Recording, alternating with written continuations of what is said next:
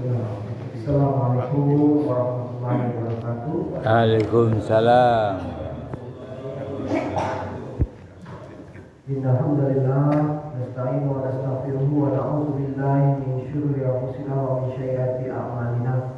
May yahdihillahu fala mudilla lahu wa may yudlil fala hadiya lahu. Asyhadu an la ilaha illallah wa asyhadu anna Muhammadan abduhu wa rasuluhu la nabiyya ba'dahu. Alhamdulillah, hadirin yang dimuliakan Allah Subhanahu wa taala.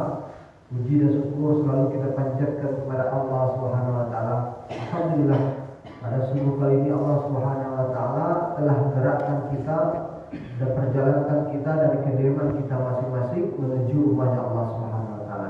Ini nikmat besar yang Allah berikan kepada kita pagi ini. Amin. Kemudian salawat beriring salam tak lupa kita sampaikan kita panjang kepada Nabi besar Muhammad sallallahu alaihi wasallam. Allahumma shalli ala sayyidina Muhammad wa ala ali sayyidina Muhammad.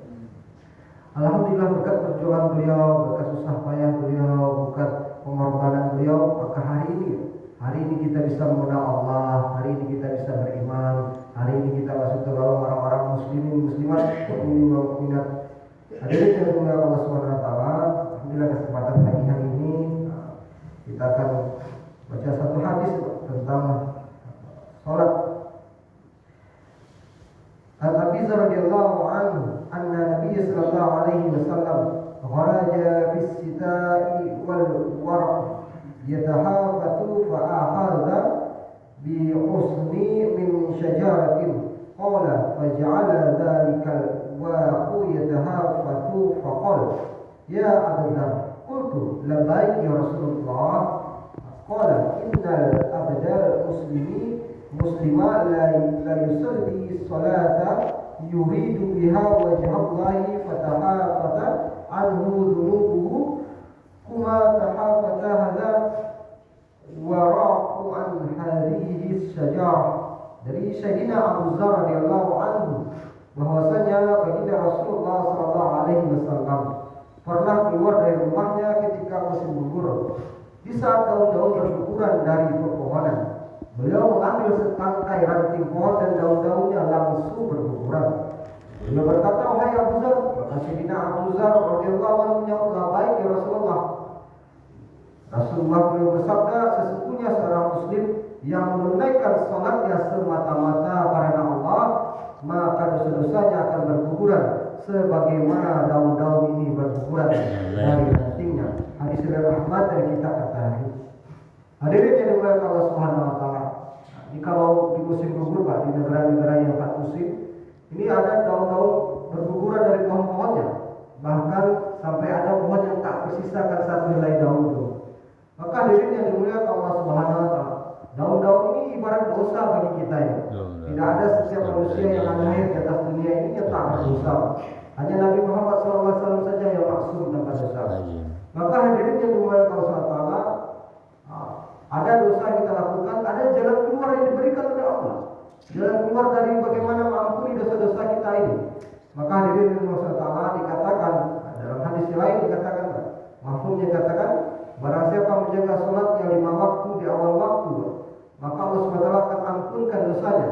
Kemarin siang juga kita bacakan satu hadis yang lebih kurang artinya, disebutkan salat ini umpama sebagaimana sungai yang dalam yang mengalir di depan rumah dari seseorang dari kalian. Kemudian dia mandi di dalam sungai itu 5 kali dalam sehari semalam. Maka apakah masih ada kotoran di tubuhnya? Sahabat menjawab, tidak ada ya Rasulullah. Begitu juga dengan salat. Apabila kita salat 5 kali dalam sehari semalam, maka pasti tidak akan tersisa satu dosa pun di dalam diri kita ini. Hadirin yang dimuliakan Allah Subhanahu wa taala. Kita hidup di atas muka bumi ini paling lama 60-70 tahun saja. Bahkan banyak yang kurang. Maka hadirin yang dimuliakan Allah Subhanahu wa taala, bekal kita menghadap Allah Subhanahu wa taala ini adalah iman dan amal soleh, dan kita harapkan kita kembali kepada Allah dalam keadaan bersih. Amin. Semua orang bercita-cita kembali kepada Allah dalam keadaan bersih, suci, tanpa dosa. Hadirin yang dimuliakan Allah taala, ini adalah jalan keluar yang diberikan oleh Allah Subhanahu wa taala. Jaga salat 5 waktu kita, maka Allah Subhanahu wa taala akan ampuni dosa-dosa kita. Amin. Allah akan gugurkan dosa-dosa kita sebagaimana daun-daun berguguran dari pohonnya ketika musim gugur. Hadirin yang dimuliakan Allah taala, hari ini Pak, Kita ini kebanyakan risau kadang kita risau lihat anak kita tak kerja, lihat anak kita tak mau sekolah, lihat mungkin tetangga kita tak mau kerja, tak akan risau kita. Merusuh hati macam itu. Tapi hadirin yang dimuliakan Allah, apakah kita pernah merisaukan hal yang sama apabila kita melihat anak kita tak sholat, tetangga kita tak sholat, orang tua kita tak sholat, pasangan kita tak sholat? Apakah kita memiliki risau yang sama?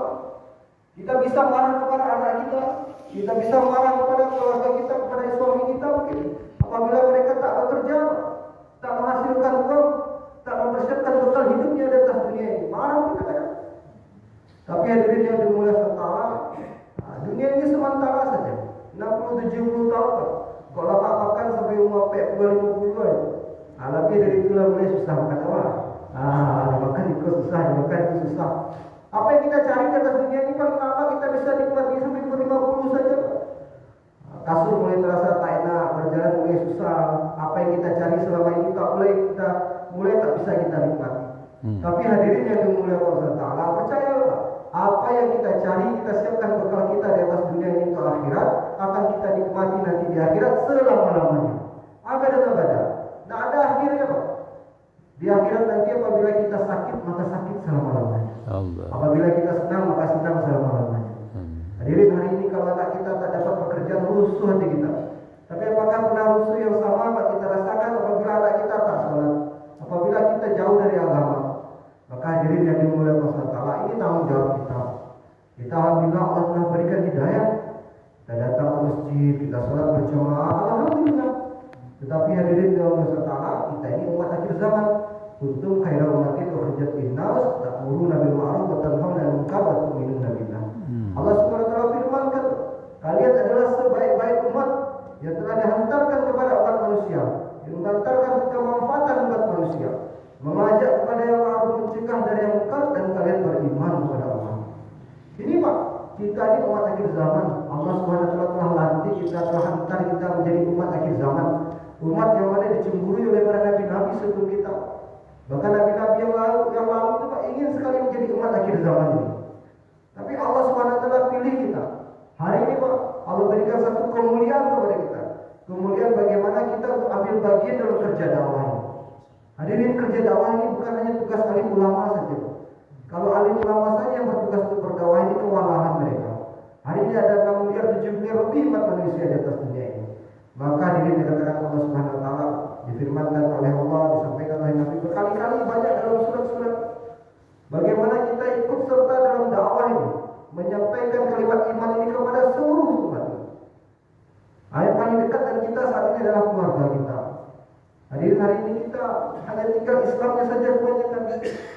Kita bisa lihat masjid kita ini bagus ya, sudah ada AC-nya, karpetnya bersih. Tapi sholat subuh kita cuma 2 saja. Ini harus menjadi kerisauan kita bersama. Karena satu orang yang meninggalkan salat wajib dengan sengaja, maka dia wajib masuk neraka Allah. Ya. Hadirin, bisa jadi itu adalah tetangga kita, bisa jadi itu mama kita, bisa jadi itu anak kita, istri kita, suami kita. Apakah kita tega membiarkan mereka ini berlari menuju nerakanya Allah Subhanahu wa taala? Neraka ini, surga ini luas. Bisa untuk semua. Bahkan dikatakan oleh ulama kita bahwasanya setiap anak Adam dilahirkan di atas muka bumi ini, Allah telah siapkan satu surga untuknya dan satu neraka untuknya. Hadirin yang dimuliakan Allah, ini waktu kita di atas dunia ini adalah waktu yang menentukan kemana kita akan nanti kembali kepada Allah SWT setelah kematian kita. Hadirin yang dimuliakan Allah SWT, di dalam Al-Quran ini banyak sekali diceritakan kisah-kisah. Kita kalau baca Al-Quran, maka yang banyak kita temukan adalah kisah-kisah. Kisah apa? Kisah perjalanan dakwah para nabi-nabi alaihissalam. Ini kisah-kisah banyak di sini. Kenapa diceritakan banyak kisah-kisah di dalam Al-Quran? Ini tak lain tak bukan adalah bagaimana kita ambil pelajaran di sini. Bahwasanya untuk mendapatkan agama ini, untuk mendapatkan iman ini tidak ada jalan yang mudah. Tidak ada pada Al-Quran ini kita baca satu kisah Nabi berdakwah langsung diterima oleh umatnya. Semuanya melalui pengorbanan. Ada yang mengorbankan anak istrinya, ada yang mengorbankan hartanya, ada yang harus berpisah jauh dari keluarganya. Intinya semuanya berkorban. Kita untuk mendapatkan 1 liter beras ini berkorban. Tidak ada yang sia-sia yang mudah begitu saja di atas dunia ini. Kita untuk mendapatkan gaji 100.000 sehari saja kita mesti berkorban. Lalu kita berharap dengan mudah saja mendapatkan iman, tetangga kita mendapatkan iman, keluarga kita mendapatkan iman, tidak bisa. Iman ini juga harus kita usahakan. Maka hadirin yang dimuliakan Allah Subhanahu wa taala, penting sekali bagi kita untuk menjaga iman kita ini selalu sempurna bulat kepada Allah Subhanahu wa taala. Karena kita tak tahu kapan kita akan dipanggil oleh Allah Subhanahu wa taala.